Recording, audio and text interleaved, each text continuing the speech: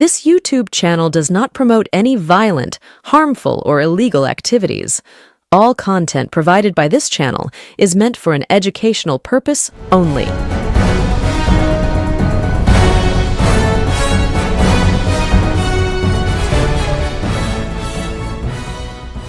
দেখুন, সহ্য নামক একটি বস্তু আছে। সেই সহ্যের সীমা যদি ছাড়িয়ে যায়, তখন কোনো ব্যক্তি বা কোনো সংগঠন, কোনো সংস্থা চরম সিদ্ধান্ত নিতে বাধ্য হয়। সেই রকমই চরম সিদ্ধান্ত তৃণমূল কংগ্রেস নিয়েছে বিধায়ক হুমায়ুন কবিরকে আজীবন তৃণমূল কংগ্রেস থেকে সাসপেন্ড করে।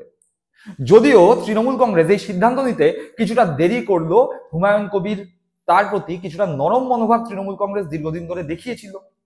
বারবার তাকে সতর্ক করা হয়েছে, বারবার তাকে শোকজ করা হয়েছে, কিন্তু এই সিদ্ধান্তটা তৃণমূল কংগ্রেস একটু দেরি করেই নিল। এই সিদ্ধান্ত তৃণমূল কংগ্রেসের আরো আগেই নেওয়া উচিত ছিল, তার কারণ হুমায়ুন কবির যতই তৃণমূল কংগ্রেসের প্রতীকে বিধায়ক নির্বাচিত হন না কেন, তিনি আসলে তৃণমূল কংগ্রেসের হয়ে কাজ করছিলেন না সেই 2024 সাল থেকেই। 2024 সালের আগে তার ইচ্ছা হয়েছিল লোকসভা ভোটে অবতীর্ণ হওয়ার এবং সাংসদ হওয়ার, যেই ইচ্ছা তার দীর্ঘদিনের ছিল। কেন বলছি দীর্ঘদিনের ছিল? তার জন্য আমাদের পিছিয়ে যেতে হবে 2019 সালে। 2019 সালে এই হুমায়ুন কবির, যে এখন মুসলিমদের মসিহা হয়ে বাবরি মসজিদ করবার জন্য ইচ্ছা প্রকাশ করছেন, বড় বড় বাক্য ঝাড়ছেন, সেই হুমায়ুন কবির 2019 সালে পদ্ম ফুলের পতাকা নিজের হাতে নিয়েছিলেন। কার উপস্থিতিতে? তৎকালীন রাজ্য সভাপতি ছিলেন বিজেপির দিলীপ ঘোষ এবং কৈলাস বিজয়বর্গীর উপস্থিতিতে হুমায়ুন কবির বিজেপিতে যোগদান করেছিলেন হাতে বিজেপির পতাকা নিয়ে। সেই দৃশ্য আমরা সকলেই দেখেছিলাম। এবং তারপরে মুর্শিদাবাদ থেকে লোকসভা ভোটে অবতীর্ণ হন, কিন্তু তৃণমূল কংগ্রেসের প্রার্থীর কাছে তিনি পরাজিত হন। কিভাবে পরাজিত হন, কত নম্বরে শেষ করেন, পরে আসছি, সমস্ত ডিটেল দেব। কিন্তু সেদিন থেকেই তার লোকসভার সাংসদ হওয়ার সুপ্ত বাসনা ছিল। সেই সুপ্ত বাসনা পূরণ করবার জন্য তিনি পরবর্তীকালে আবার তৃণমূল কংগ্রেসে আসেন, বিধায়ক নির্বাচিত হন। বলাই বাহুল্য, বিধায়ক নির্বাচিত হওয়ার পরে 2024 লোকসভা ভোটের আগে তার আবার নতুন করে সাংসদ হওয়ার ইচ্ছা জাগে। কিন্তু তৃণমূল কংগ্রেস এবার বহরমপুরে ইউসুফ পাঠানকে প্রার্থী করে এবং বহরমপুরের বেতাজ বাদশাহ, কেউ হারাতে পারবে না এইরকম মনোভাবাপন্ন অধীর চৌধুরীকে একদম মাত করে তৃণমূল কংগ্রেসের প্রতীকে বহরমপুরে ইউসুফ পাঠান জয়যুক্ত হয়। রাগ হুমায়ুন কবিরের সেদিন থেকেই ছিল। বলা যায় সেদিন থেকেই হুমায়ুন কবির তলায় তলায় তৃণমূল কংগ্রেসের ক্ষতি সাধন করে চলেছিলেন। কখনো সাম্প্রদায়িক মন্তব্য, কখনো হিন্দু মুসলিম শতাংশের বিচারে সাম্প্রদায়িক মন্তব্য হুমায়ুন কবির করেছেন। রিসেন্টলি তিনি একটি বিতর্কিত বিষয় বাবরি মসজিদ, সেই বাবরি মসজিদকে নিয়ে সাম্প্রদায়িক একটি রাজনীতি করবার চেষ্টা করছেন। যদিও এই সাম্প্রদায়িক রাজনীতি হুমায়ুন কবির যে করবে, এ কথা বহুদিন আগে থেকেই তৃণমূল কংগ্রেস বুঝতে পেরেছিল। তাই বারবার তাকে শোকজ করা হয়েছে, বারবার তাকে সতর্ক করা হয়েছে, কিন্তু হুমায়ুন কবির শুধরানোর পাবলিক নন। তাই তিনি সাম্প্রদায়িক রাজনীতির পথ বেছে নিয়েছিলেন। এবং সঙ্গে দেখা গেছে বিজেপি ঘনিষ্ঠ কার্তিক মহারাজ, যিনি বিজেপির হয়ে সাম্প্রদায়িকতার বীজ বপন করেন। হুমায়ুন কবির মুসলিমদের প্রতিনিধিত্ব করেন, আর বিজেপির হয়ে প্রতিনিধিত্ব করেন কে? কার্তিক মহারাজ। সেই দুই সাম্প্রদায়িক ব্যক্তিকে একসঙ্গে আমরা দেখতে পেয়েছিলাম, আপনারাও দেখতে পেয়েছিলেন। কিন্তু ঘটনাচক্রে হুমায়ুন কবির এখন যে মুসলিমদের হয়ে গলা ফাটাচ্ছেন, মুসলিমদের বলছেন যে আসো আমরা বাবরি মসজিদ তৈরি করি, তৃণমূল কংগ্রেসের ভোট ভাঙার যে একটি নোংরা চক্রান্ত করছেন, এই হুমায়ুন কবিরই 2019 সালে শুভেন্দু অধিকারীর নিজের মুখ থেকে বলা, আমরা মোদির বাচ্চা অর্থাৎ শুভেন্দু অধিকারীর ঘোষিত বাবা নরেন্দ্র মোদীর সঙ্গে নিজের ছবি দিয়ে চৌকিদার হুমায়ুন কবির লিখে সেই ছবি সমাজ মাধ্যমে পোস্ট করেছিলেন, আমরা দেখেছি সবাই। সেই হুমায়ুন কবিরই এখন বিজেপি থেকে গেরুয়া পতাকা ছেড়ে বিরাট বড় মুসলিমদের মসিহা হওয়ার চেষ্টা করছেন। যদিও বাংলায় এই মুহূর্তে বিভিন্ন লোকজন বিভিন্ন কমিউনিটির মসিহা হওয়ার চেষ্টা করছেন। আমরা দেখতে পেয়েছি শান্তনু ঠাকুরকে মতুয়া কমিউনিটির মসিহা হওয়ার চেষ্টা করছে, আবার শুভেন্দু অধিকারী এখন হিন্দুদের মসিহা হওয়ার চেষ্টা করছে। আর এই হুমায়ুন কবির তিনি বা পিছিয়ে থাকবে কেন? তিনি এখন বাংলার মুসলমানদের মসিহা হওয়ার চেষ্টা করছেন।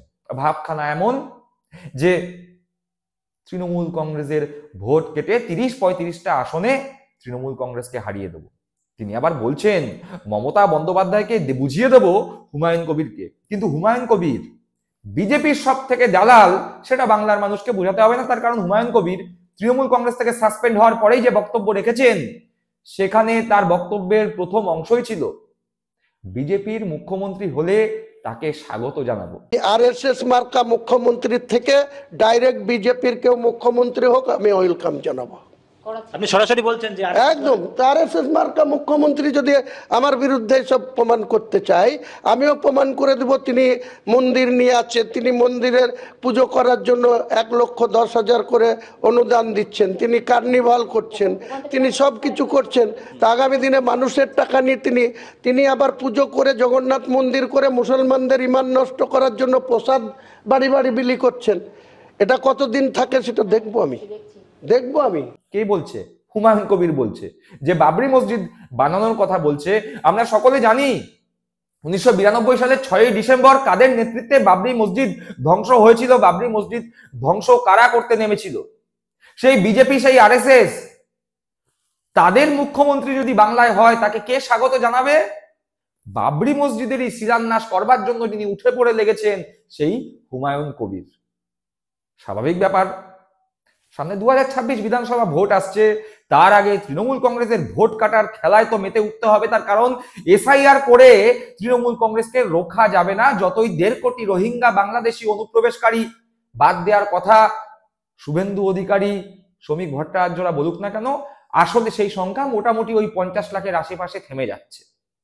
আর এখন একমাত্র উপায় তৃণমূল কংগ্রেসের মুসলিম ভোট ব্যাংকে যদি ভাগ বসানো যায়, ভাঙন ধরানো যায়। তাই এই হুমায়ুন কবিরদের মতো অ্যাকচুয়ালি যারা বিজেপির দালাল, তাদেরকে বিভিন্নভাবে ফান্ডিং করা হচ্ছে।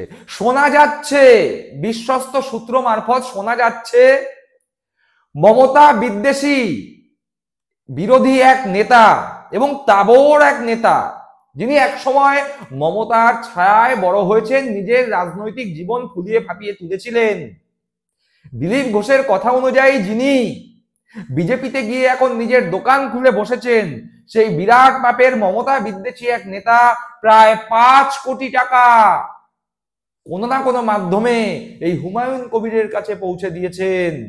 উদ্দেশ্য একটাই, সাম্প্রদায়িক সম্প্রীতি বিঘ্নিত করা, মুর্শিদাবাদের শান্তিকে বিপর্যস্ত করা, শান্ত মুর্শিদাবাদকে অশান্ত করা, বাংলায় সাম্প্রদায়িক রাজনীতির তাস খেলে 2026-এ বিজেপির ক্ষমতায় আসার পথ প্রশস্ত করা। কিন্তু সেটি কি আসলে সম্ভব? অতীত কি বলছে? অতীত আমাদের শিক্ষা দিয়েছে, অতীত আমাদের সংখ্যাতত্ত্ব দিয়েছে। কি হয়েছিল অতীতে, যখন এই হুমায়ুন কবির সরাসরি তৃণমূল কংগ্রেসের বিরোধিতায়, মমতা বন্দ্যোপাধ্যায়, অভিষেক বন্দ্যোপাধ্যায়ের বিরোধিতায় নেমেছিলেন।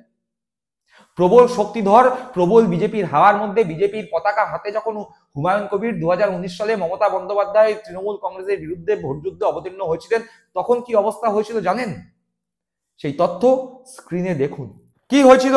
তৃণমূল কংগ্রেস, বিজেপি, সিপিএম, এই 4টি দলের বিরুদ্ধে মোটামুটি লড়াই হয়েছিল। সেখানে তৃণমূল কংগ্রেসের প্রার্থী ছিলেন আবু তাহের খান, কংগ্রেসের প্রার্থী আবু হেনা, বিজেপির প্রার্থী এই হুমায়ুন কবির, সিপিএম এর প্রার্থী ছিলেন বদরুদ্দোজা খান।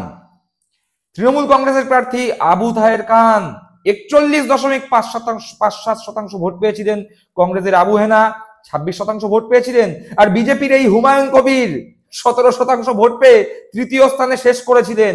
অর্থাৎ এই হুমায়ুন কবির যে এখন বড় বড় হুমকি দিয়ে বলছে না মমতা বন্দ্যোপাধ্যায়কে বুঝিয়ে দেব হুমায়ুন কবির কে, সেই হুমায়ুন কবির 2019 সালেও মমতা বন্দ্যোপাধ্যায় তৃণমূল কংগ্রেসকে বোঝানোর চেষ্টা করেছিলেন প্রবল বিজেপি হাওয়ার মধ্যে যে হুমায়ুন কবির কে। গোটা বাংলা জুড়ে তৃণমূল কংগ্রেসের আসন সংখ্যা কমেছিল, বিজেপি 18টি আসনে পৌঁছে গিয়েছিল। তৃণমূল কংগ্রেস 32 থেকে 22-এ নেমে এসেছিল, আর বিজেপি 18টি আসন পেয়েছিল। সেই প্রবল বিজেপি হাওয়ার মধ্যেও হুমায়ুন কবিরকে বিজেপির প্রতীক নিয়ে ভোট যুদ্ধে তৃতীয় স্থানে শেষ করতে হয়েছিল। প্রবল বিজেপি হাওয়ার মধ্যে হুমায়ুন কবির মমতা বন্দ্যোপাধ্যায়ের তৃণমূল কংগ্রেসের বিরুদ্ধে লড়াই করতে এসে 3 নম্বরে শেষ করেছে, আর যখন গোটা দেশে বিজেপির ফলাফল লোকসভা ভোটে তলানিতে ঠেকেছে, বহরমপুরের বেতাজ বাদশাহ অধীর চৌধুরীকেও তৃণমূল কংগ্রেসের প্রার্থী ইউসুফ পাঠানের কাছে পরাজিত হতে হয়েছে, যেখানে বাংলার মানুষ এসআইআর আবহে নিজেদের নাগরিকত্বহীনতার ভীতিতে ভুগছে, যেখানে বাংলার মানুষের আবাস যোজনার টাকা 100 দিনের টাকা কেন্দ্রীয় সরকার আটকে রেখেছে প্রবল মমতা হওয়া, সেখানে এই হুমায়ুন কবির বিজেপির দালাল মমতা বন্দ্যোপাধ্যায়কে বুঝিয়ে দেবেন তিনি কে। 2019-এ যে তৃতীয় পজিশনে শেষ করেছে, সে এখন মুর্শিদাবাদের বুকে সাম্প্রদায়িক রাজনীতি করে বলছেন 30-35টা সিটে মমতা বন্দ্যোপাধ্যায়কে বুঝে নেবে। এতই সহজ মমতা বন্দ্যোপাধ্যায় হতে অন্তত পক্ষে 50 থেকে 100 বছর অপেক্ষা করতে হবে এই হুমায়ুন কবিরদের মতো বিজেপির দালালদের, যারা বিজেপির উচ্ছিষ্ট ভোগী, বিজেপির থেকে টাকা নিয়ে সাম্প্রদায়িক সম্প্রীতি নষ্ট করবার যে প্রচেষ্টা হুমায়ুন কবিরদের মতো লোকরা করছে, ভবিষ্যতে আরো এদিক ওদিক 2-4টে বেরোবে। তৃণমূল কংগ্রেসের উচিত এখনই সেই সব বিজেপির দালালদের শনাক্ত করে ঘাড় ধাক্কা দিয়ে হুমায়ুন কবিরদের মতো দল থেকে বের করে দেয়া। তৃণমূল কংগ্রেসের অনেক দেরি হয়েছে এই সিদ্ধান্ত নিতে, এই সিদ্ধান্ত অনেক তাড়াতাড়ি নেওয়া উচিত ছিল। এক দালাল শুভেন্দু অধিকারী 2019-এর পরবর্তী সময় তৃণমূল কংগ্রেসকে ব্ল্যাকমেল করেছিল, ভেবেছিল তৃণমূল কংগ্রেসের ঘর জ্বালিয়ে ছারখার করে দিয়ে রাজ্যে ক্ষমতায় আসবে। আর এই চুনোপুটি হুমায়ুন কবির সেও একই স্বপ্নে বিভোর। কিন্তু শুভেন্দু অধিকারীর স্বপ্ন যেভাবে চুরমার হয়েছে, হুমায়ুন কবিরের স্বপ্ন একই রকম ভাবে চুরমার হবে, তা হুমায়ুন কবির হয়তো এই মুহূর্তে বুঝতে পারছে না। কিন্তু যারা বুঝতে পারছে, বাঙালি মুসলিমরা, সম্প্রীতিপ্রেমী মুসলিমরা, বাংলার শান্তিপ্রেমী মুসলিমরা, তারা জানে হুমায়ুন কবির এই মুহূর্তে বাংলার সব থেকে বড় বিজেপির দালাল। তাই হুমায়ুন কবির এবং বিজেপি এরা যদি ভাবে হুমায়ুন কবির নতুন দল করে মমতা বন্দ্যোপাধ্যায় তথা তৃণমূল কংগ্রেসের মুসলিম ভোট ব্যাংকে ভাঙন ধরাবে, তৃণমূল কংগ্রেসকে পরাজিত করবে, 30 থেকে 35টি আসন তৃণমূল কংগ্রেস দক্ষিণবঙ্গের বুকে হারাতে চলেছে, তাহলে তারা স্বপ্নই দেখছে। দিবা স্বপ্ন বললে আরো ভালো করে উপমা দেওয়া যায়। দর্শক বন্ধুরা, আপনারা কি মনে করছেন এই বিষয়ে? আপনাদের মূল্যবান মতামত কমেন্ট বক্সে কমেন্ট করে জানাবেন। সকলে ভালো থাকবেন, সুস্থ থাকবেন। জয় হিন্দ, বন্দে মাতরম।